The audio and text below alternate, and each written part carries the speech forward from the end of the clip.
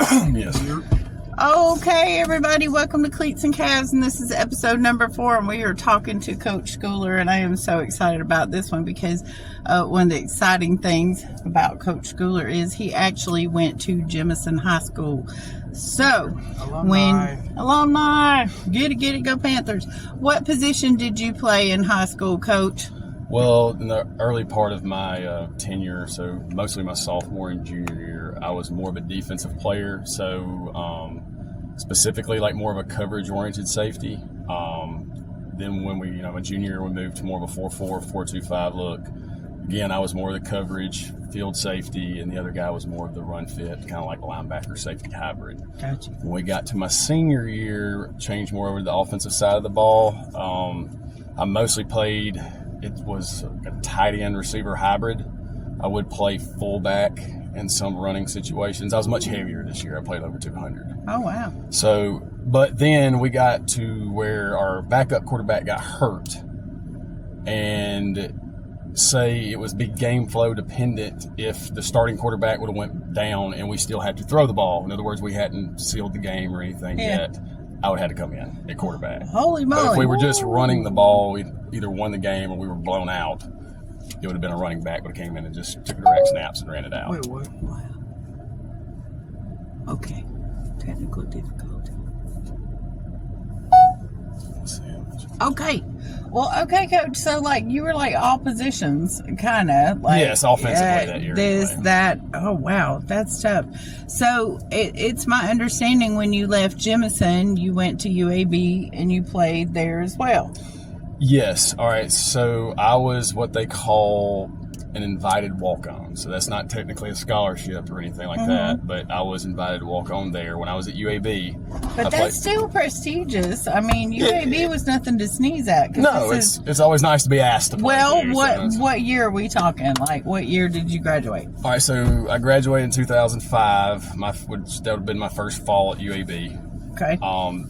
Obviously redshirted that year because I was a walk-on, wasn't a play or anything like that. And then, then first year of really getting into it was really starting the spring of 2006. Okay. They opened up the depth chart in the following spring. So does that mean you got made it to the roster?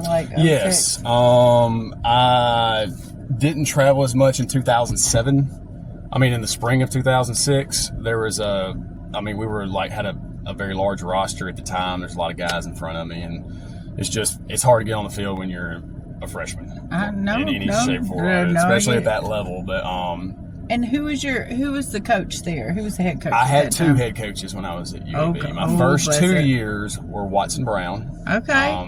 Because he got it started, right? Yes. Okay. He was the first when we went outside of club ball. So when they became officially an NCAA institution, and they went for play for, which I think the first year was 93 or 94. But by 96, they were already FBS, or Division I at the time. So they were playing the highest level you could get in about 3 years.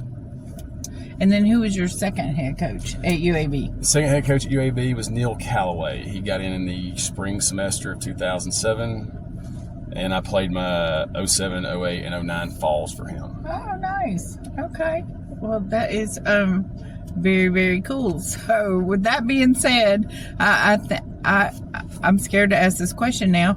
What position do you coach here at Jemison? Because that doesn't sound like what you did in high school or college, kind of, sort of. Yeah, actually, all right, so I specifically position-wise, I coach the secondary here, which is the defensive backs. I also supplement with receivers. My specialty is wide receiver because it's what I played. It's what I know how to coach the best. Except for with our current staff, it's just the best way to distribute responsibility and duty. I got you. With what we have, if I do the DBs, and we'd have another coach that features or isolates on the receivers. I supplement them when we do offensive specific work, but it's primarily Coach Morrow takes the wide receivers. All right. Okay. So as far as at the high school, what do you do at the high school? Oh, I'm the ISS teacher, so I guess you could say I'm the warden. I'm the one you don't want to have to go see. The warden? Yeah. The warden. The ISS. So, for those who don't know, that means, I think, in-school suspension. Yes, which means if you come to me, it's a disciplinary determination. Dun, dun, Hey, y'all, for the record, I'm never in ISS. You can ask him. This is true. This is true. I will validate that. Well, I think I already asked you. You said you were we know you're a JHS graduate, and you said 2005. That is correct. Okay. So, JHS was regional champions for several years in the 90s, going on into the 2000s. Right. Can you speak to the changes throughout the program since you graduated, and what do you predict or feel going forward? I don't want you to give away secrets, but Oh, no. do you have some vibes? Like, what are your vibes on the Panthers this year? Because it from the outside looking in, it's a lot different feeling in the vibe that y'all have going through this season compared to last season. Yeah, okay, so if you want me to go all the way back to those years you referenced, which go was as far as you want to. which is a little bit before my time, a lot of the change I saw from, like you mentioned, you went as far back as the early 90s up into like when I was done here in the mid 2000s, and I was still pretty in touch with everything up into about the early 2010s. I had some friends who had some younger siblings that were still playing, so I was, still pretty informed of everything, and I knew all the coaches that were here at the time back then as well. Now, was that the Coach McCord era? McCord's last season is going to be the 2000 season you referenced right there. So the 2001 graduating class was the last one of his first tenure. Got you. Okay. As far as like how it's changed or adjusted, early on, the changes I would say that was most relevant to the early time frame, you said going back to the 90s to the early 2000s, was how much the game changed. Yeah. So, when I first started playing, which was, the early 2000s, and especially in those 90 teams and stuff like that, there wasn't really a time where you would go out on the field and see a formation on offense that didn't have at least 2 running backs and 1 tight end, or 2 tight ends and 1 running back. Now, that changes the way defense aligns to an offense as well. In other words, there are so many more players condensed close to the center where the ball is snapped on offense that defense is aligned a lot more tight back then. And then what would happen was, as the play ran out and the play was played, the offense would expand outward, the defense would expand with it. You try to trap the ball carrier or whatever is under you or in between you. Then around the late 90s, early 2000s, the air raid became popular from Hal Mummy and then Mike Leach and all them. Well, high schools started adopting it. And more so what high schools were doing, they were using that spread out, lots of receivers look to expand the defense, and then they would gash you in the running game. So they would try to hit you straight north and south, zone runs, downhill runs like that, because all your extra tacklers are out on the perimeter covering receivers. Right. Because if they don't, then they just check off of it. They throw a quick pass to the receiver, you get 10 yards like that. All you got to do is a little simple throw and catch. So one of the things that changed the most early on from those dates are more so led the game evolving into a more opened up, widespread game. Right. Now, what I've seen from, say, around the late first decade of the 2000s till now is culture of football has changed. Rules have changed. Regulations have changed. I will tell you, when I played, the game was a lot more violent, and it was allowed to be a lot more violent. Yes, it was. From what I've seen, I will agree with that. There is, players are a lot more protected now. We worry about head injuries. We worry about long-term stuff like CTE, stuff like that. So there's a lot of penalties and rules in the game to prevent certain types of contact that was actually condoned, and I hate to say it this way, once upon a time, enjoyed. So, yes. It is a lot less violent. A lot of it is changing, the way it's played now, physically. The culture of it's changed. And then on top of it, there's a difference psychologically and personally with the generation that I played with and the generations of today. They have to be coached differently than They I was. do. They do. It does make a difference. Look, Makes a I big difference.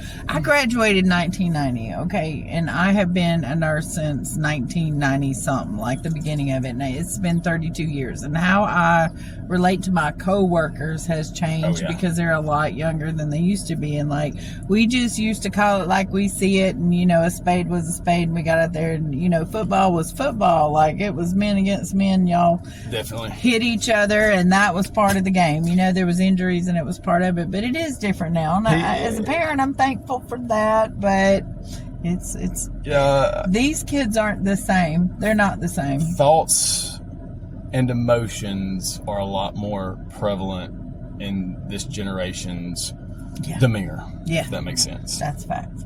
Well, if you don't mind, Coach, I'm going to turn it over to Big Red because he's got some questions for you. But I think you need to fix that last one on the position there. So you can use my pen if you need to. All right. Fixed position. It's correct. Is it? Okay. Hit it, Big Red. All right, Coach Schoolar. First off, thank you for coming on the show. Anytime, Red. Fist bumps. There you go. All right. Question number 1. What was your craziest experience playing at UAB?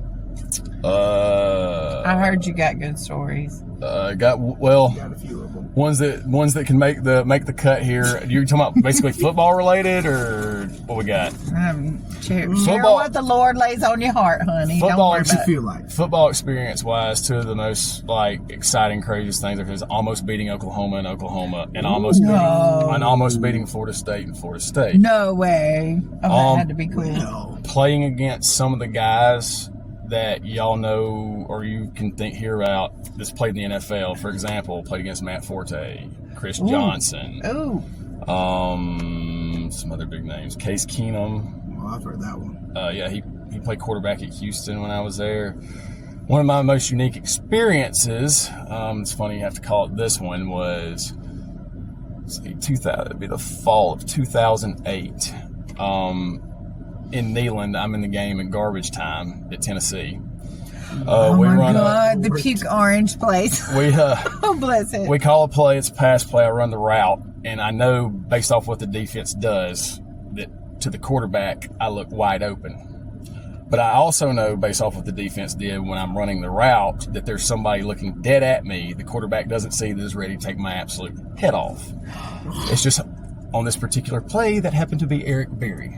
If you remember him, he's the one that played safety for the Chiefs and beat leukemia. He a little young for that, but I know who he's Got you. I've heard of him. Well, I've heard of him. at the end of this play, I am getting up off the ground, looking the opposite direction I was originally running, with Rocky Top playing in the background. Oh my God. So yeah, I had a little insult to injury on that one. I'm sure everybody likes a nice comedic approach to that one. So. Oh, they run that Rocky Top in the ground. I'm gonna have to cut that out. I said a bad word. I'm sorry, man. That'd be all right. He'll be all right.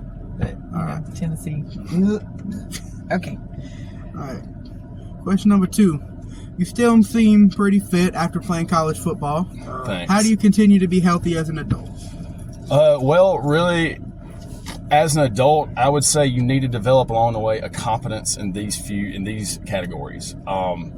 Nutrition. You need to understand caloric content, caloric deficit, caloric surplus. When to be at what. And specifically, if you're in a surplus or a deficit, what does that content need to be comprised of? That's big. Next thing is the exercise. The coach that got a hold of me when I was 12 years old. I might give away my age a little bit here, but at 37, I'm still doing those things. Wow. So that's great. I'm not one that has stopped doing certain things with age and all that kind of stuff like that. I don't believe in it. I use full range of motion.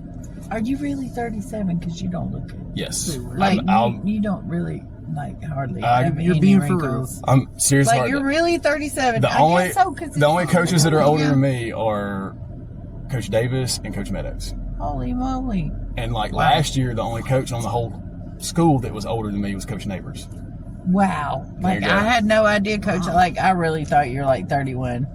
I know you're my neighbor's age, but I don't really pay attention to how much. Specifically, we graduated together in the That's same what class. she told me, but I just couldn't believe it.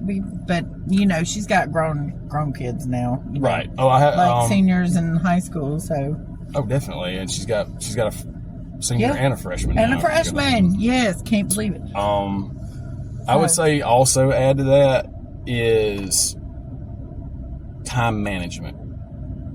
A lot of what happens is people get busy and caught up in their lives, and they have to sacrifice certain things to, make things work out. Try to find some time for the exercise.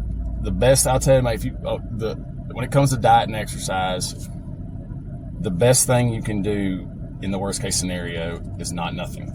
I know it sounds like a double negative, but if you get out and you do something, then you defeat the urge to not get it done. And every little time you do that, it matters. You're going to do it constantly for the rest of your life, develop a good habit. Then on top of it, the constantly always trying to do something, keep yourself in better health. You're right, Coach, and that's a simple thing that we all could do.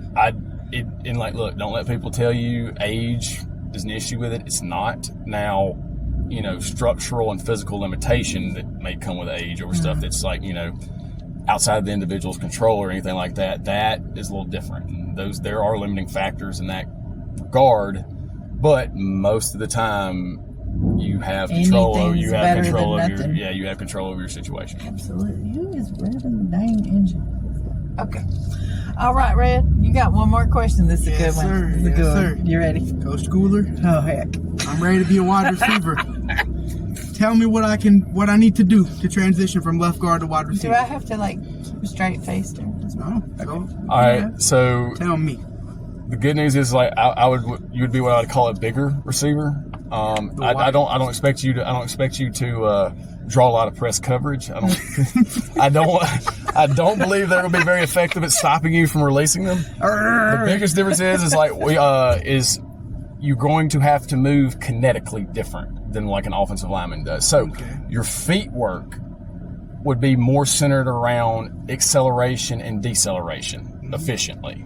Whereas the footwork of an offensive lineman is more about leveraging and sustaining base and balance. See what I'm saying? Hey, does this go back to where Coach Davis told him he needed to sprint? Yes, sprinting is something you're going to have to do a lot at wide receiver. Not as much at left guard. He told him at lineman. That was his advice. You need to sprint. So, I want to hear you say it too, because it's just amusing. Yes. No matter what position you want to play, you need to learn to sprint. Always sprint more. And by the way, it'll keep you talking about long-term health and structure, physique, all that kind of stuff. I still sprint. As a matter of fact, I did the running test with them. 27. He did. I did the running test with them when they did it. Now, Red's always said that you'll work out with them and all kind of stuff. I don't mind. It's I'm glad I can do it, and it's a lot easier to get what you want out of an individual when you're willing to do it yourself. That's facts. You make a much more compelling argument to them to do the necessary things they need to do. You were absolutely correct. Well, thank you so much, Coach, for jumping in the fancy truck studio with us. We appreciate it. I'm sure it smells like... I wouldn't have it any other way. Probably smells like dog and athlete, so I hope that's right up your alley. Smells better than our office. I got one final remark. What's that? Coach Schoolar, one day you're going to be calling me the widest receiver. The widest receiver. I don't know if he means white or wide. Widest. Widest like width. I heard the D. I believe I heard the D as a stress syllable. Well, Blake said that he was the best Caucasian DB at Jemison. So, I don't know what's ever coming out of y'all's mouth about that. I know. I brace for impact typically. So, thanks again, Coach. We really, really appreciate it, and looking forward to the Jamboree, and hope that you'll hop back in the truck with us after a couple games and tell us what you think. Absolutely. Thanks for having me. And, anytime you need any analysis or anything like that, I'll be glad to help you. Look. I don't mean this bad about you other coaches, but you got real smart about it, and I was impressed. So I'll definitely pick your brain off camera. Oh, definitely. Well, as long as I have an idea of what you want to know about, what you want to hear about, I'll take care of it. Oh, always a heads up. Always a heads up. Well, thank you so much. We appreciate it. Okay. See you, Coach Schoolar. See you guys. Thanks for having me. Bye.